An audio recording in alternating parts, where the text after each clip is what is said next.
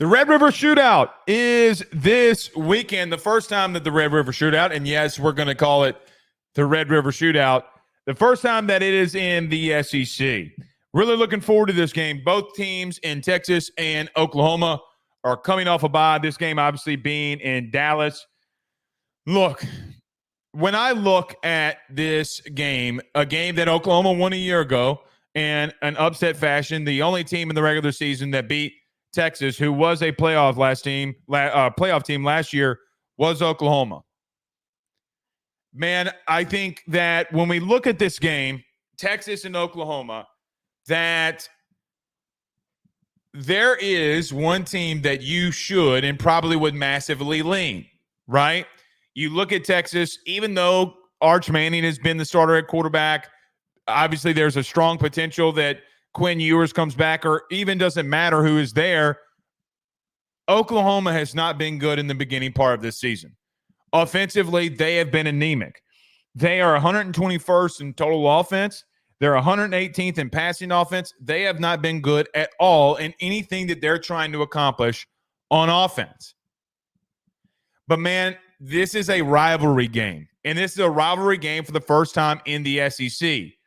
As much as I want to come out here, and I'm going to talk about this game in just a moment, but as much as I want to come out here and say, on paper, Texas should roll Oklahoma,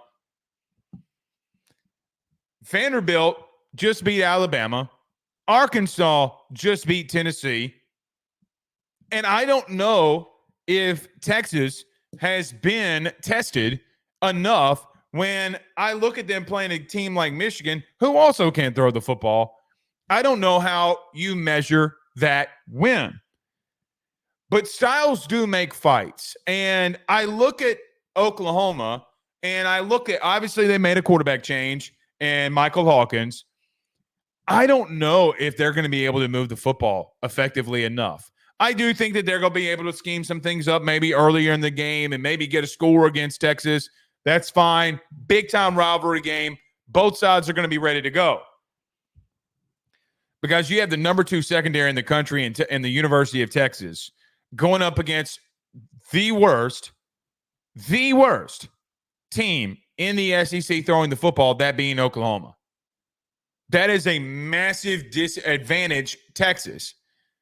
What has Oklahoma worked in the bye week? I understand that Michael Hawkins is a freshman. I understand that we have not seen arguably enough of him since he's been thrown in that Tennessee game that they can be effective. But the kid can run. He's a playmaker. He can give you the ability to sustain drives. And that is the thing for Oklahoma to me on how they got to stay in this game. Look, man, you got to sustain drives.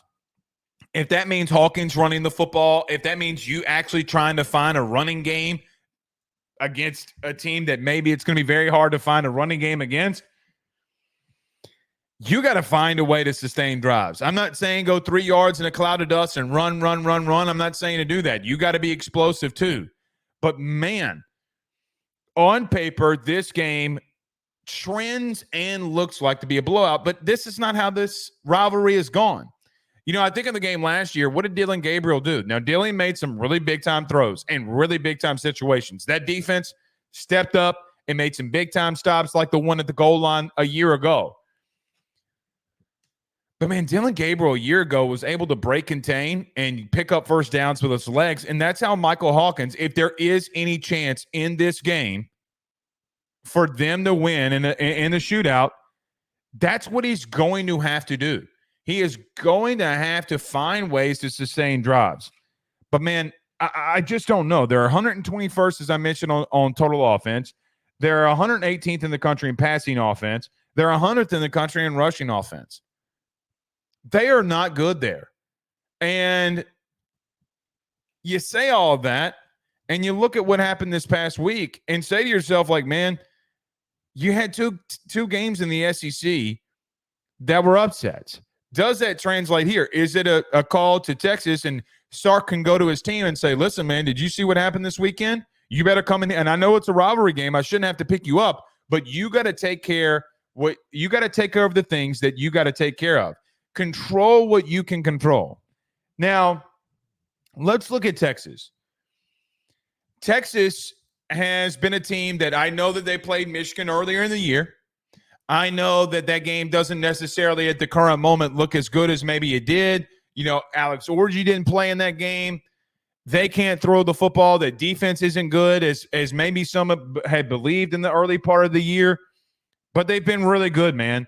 Their defense has been very solid. Now, I don't know where they've had holes, really. I mean, maybe their run defense. I mean, they're 29th in the country in run defense. Okay. Like,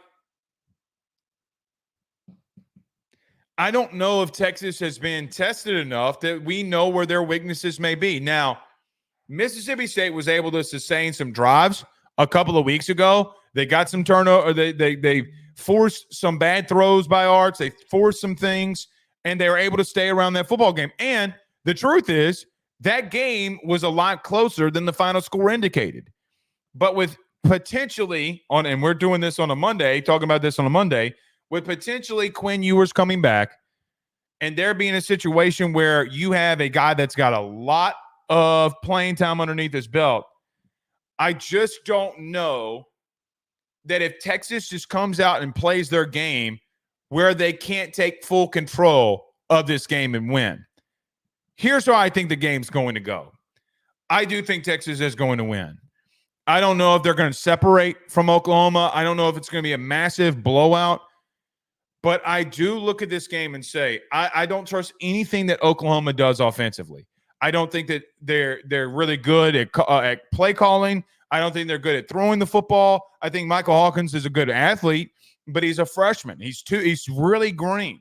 I don't know if this is the defense that he needs to go up against to work on things. I'm very hesitant in a rivalry game to say that this game is going to be a blowout, because you can't come off of two massive upsets in the SEC and then look at this game and say, oh, well, Oklahoma's getting blown out. I can't do that. But here's what I'll tell you to Oklahoma fans. You were warned that this kind of situation was coming, and last year this game from last year means nothing. Dillon Gabriel was your heart and soul on offense. Your OC left. You got to throw that out of the window. Well, what about last year? I know you're going to be in the comments saying, well, what about last year? That's neither here nor there. You were warned. This offensive line is really bad. And this is where I think that this can get really ugly. You have guys like Colin Simmons who's emerging. You have a really good front seven at Texas that, quite honestly, is the best that you're going to see so far from this season. They're going to give Michael Hawkins a lot of issues. But for that, man, I just don't know. I don't see an avenue for you to win other than this. The only way that I see Texas not winning this game and this being close is if Quinn Ewers or this offense starts turning over the football in critical situations. It's the only way. Your defense, if you're Oklahoma, has to give you very manageable situations, very manageable things to do in short fields for you to go in and score. It's the only way. You got to force at least 3 turnovers. If you force 3 turnovers, you have a shot to get close and to win this football game. Outside of that, I don't see an avenue or path from one team to the next. In Texas, let's be honest, you have turned the football over this year. You have been prone to do it. What's the status of Quinn Ewers, too, by the way? Look, Texas fans hate me for saying this, but Oklahoma defensively is still a really good unit. And if he takes a hit on that abdomen strain, if he takes a hit in his ribs, how does that affect him? I don't know.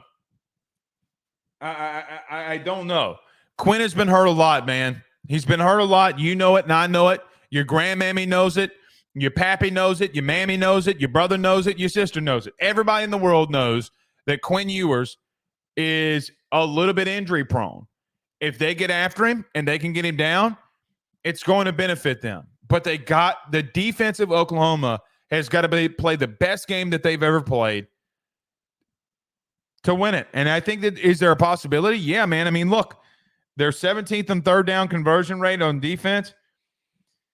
I mean, they're top 50 in total defense, and mainly a lot of that's got to do with because their offense has been so bad. They've been out there the whole time.